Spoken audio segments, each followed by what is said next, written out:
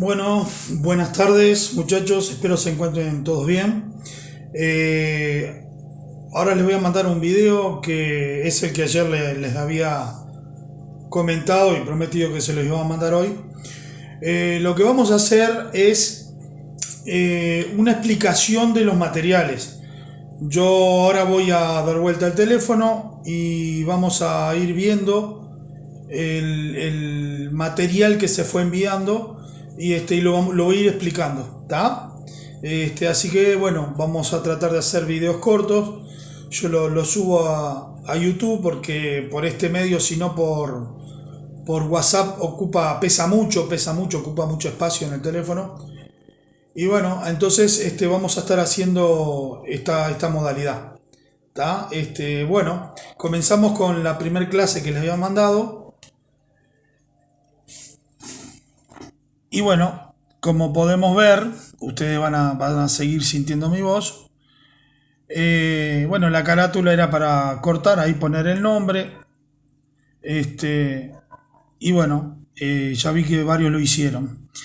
La electricidad, bueno, explicamos el qué es la electricidad y bueno, por qué es la materia prima que nosotros necesitamos saber cómo funciona y de qué está hecha básicamente, ¿no? Bueno, sabemos que los átomos es la estructura, la parte más pequeña de la materia y acá tenemos una estructura. Podemos ver en el dibujo que todos lo tienen. Acá tenemos en el donde tenemos la manito ahí que estamos moviendo, un cubo de una materia cualquiera, cualquier material, una materia sólida. Acá vemos, si pusiéramos un aumento y veríamos que ese sólido está compuesto por un agrupamiento de átomos, como dice acá. Y si seguimos aumentando el microscopio, vamos a ver que cada una de estas bolitas es un átomo de esta forma. Y bueno, está compuesto por electrones que orbitan alrededor del núcleo, un núcleo cerrado, y este es el átomo en conjunto. Si seguimos aumentando nuestro microscopio, vamos a ver que el núcleo, y apuntamos en el núcleo, está compuesto por neutrones y protones, que los protones tienen carga positiva. ¿Está? Bueno, entonces acá vamos a ver el estado, qué es la electricidad. Y bueno, como habíamos dicho, es la parte más pequeña de la materia. Y vamos a ver acá un átomo, un dibujo de un átomo, y podemos observar que en el núcleo tenemos los protones con carga positiva y los electrones son con carga negativa, que son los que se mueven, los que están en el exterior. Cuando nosotros, ¿por qué trabajamos? O sea, el fenómeno se produce con electrón. Bueno, porque es el que está en el exterior del núcleo. La energía que tiene el núcleo para mantener los protones unidos junto con los neutrones y otros elementos más pequeños, pero bueno, no nos concierne desde este aspecto eléctrico, es muy grande, es un nivel de energía muy grande. ¿Por qué se separan los electrones? Bueno, porque el nivel de energía es mucho menor que para separar un protón de adentro del núcleo. Cuando abrimos el protón es lo que nosotros conocemos como la energía nuclear, de ahí viene el nombre. Se parte el núcleo del átomo y se libera energía. Y bueno, y ahí ya sabemos lo que ha pasado en la historia con el tema de la energía nuclear en las bombas. Y ahora, o sea, ya hace tiempo de que se descubrió, se utiliza para generar energía eléctrica o energía de los submarinos, de cualquier otro tipo de máquinas que utilicen energía nuclear. Y bueno, es una forma de aprovechar esa energía, que es muy peligrosa, el manejo. Pero, y bueno, y si hay un accidente, ni hablar, ¿no? Ya tenemos varias experiencias.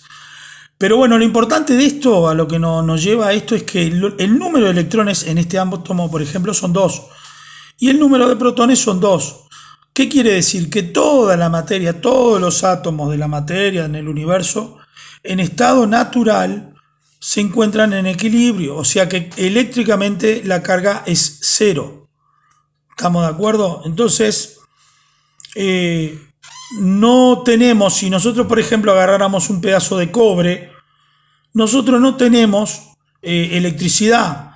¿Qué es lo que tenemos que hacer? Bueno, generar una diferencia de tensión o diferencia de potencial, ¿sí? Para que los electrones que estábamos acá se empiecen a soltar y empiecen a transmitirse a través del conductor, liberando electrones y quedando espacios huecos.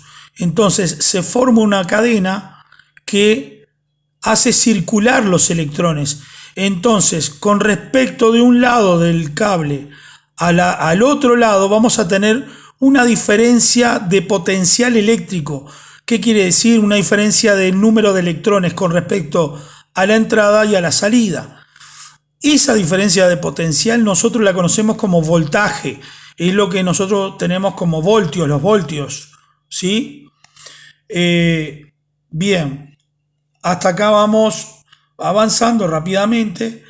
Y bueno, la diferencia de potencial que tenemos se conoce como voltaje o tensión eléctrica. ¿Sí? Y para que exista un movimiento de electrones tiene que haber una diferencia de potencial. Tiene que haber una diferencia de potencial eléctrico, porque si no, no se mueven los electrones. Como vimos, en estado natural de cualquier material se encuentran neutros, no tienen carga eléctrica. Eléctricamente se están con cero carga eléctrica. Entonces, cuando nosotros le aplicamos una diferencia de potencial, que por ejemplo puede ser una pila, si ponemos una pila que tiene en los dos bornes diferencia de potencial, tiene diferencia de electrones entre el polo positivo y el polo negativo, cuando le ponemos un conductor va a circular electrones y ahí tenemos corriente eléctrica. ¿Tá? Espero que quede claro esta explicación. También tenemos materiales conductores y aislantes. Bueno, como dice acá, ¿cuál es la gran diferencia? Los materiales conductores son los que tienen facilidad para desprender los electrones. O sea que se mueven los electrones del último orbital. Por ejemplo, los metales, la plata, el oro, el cobre, el aluminio. Y bueno, esos son materiales conductores, buenos conductores. Se liberan muy fácilmente los electrones de cada átomo cuando le aplicamos una diferencia potencial, cuando le aplicamos un voltaje. Mientras que los aislantes son al contrario, son los que tienen dificultad para liberar electrones.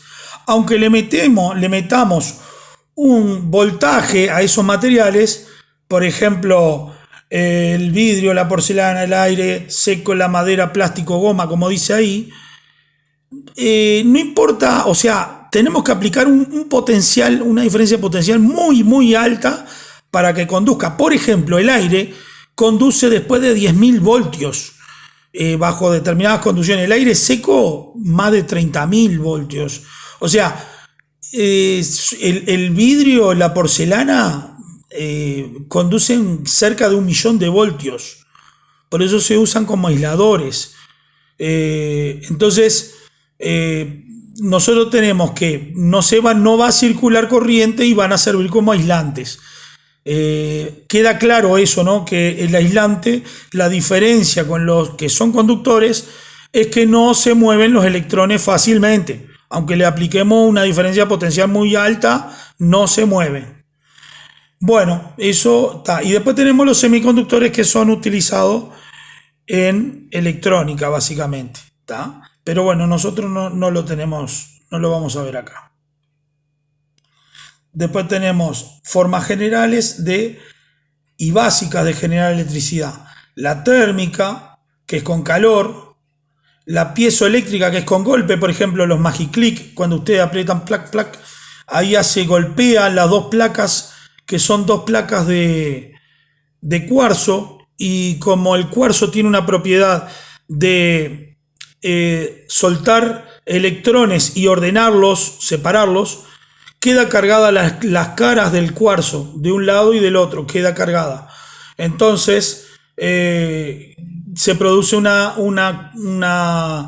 una tensión muy alta que si ustedes ven los Magiclick, por ejemplo los encendedores, eso, lo que hace la chispa se conduce a través del aire, se cierra, se estabilizan los átomos que vuelven al estado de neutralidad eléctrica. ¿Por qué? Porque se conduce la electricidad de un lado de la placa al otro lado a través del aire, que se hace la chispa y lo que vemos, y con eso prendemos el fuego cuando hay gas u otro tipo de elemento. ¿Estamos de acuerdo? Después tenemos los fotoeléctricos, que son los paneles solares, por ejemplo. El químico, que son las pilas, las baterías. ¿Tá? Y el magnético, que es el más usado. El magnético es el que se usa para generar electricidad a nivel de industrial y doméstico y todo. Usamos electrogeneradores, aprovechamos el fenómeno electromagnético para generar electricidad. ¿Tá? Y es el que se usa en todo, básicamente es el más usado, el más económico. ¿Tá?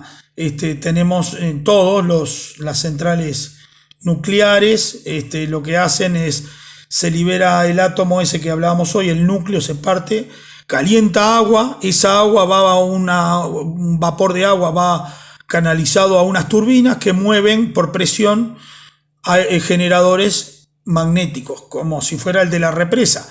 En vez de generar por vapor, dejamos caer el agua sobre unas aletas y mueven los generadores magnéticos. Lo mismo son los aerogeneradores.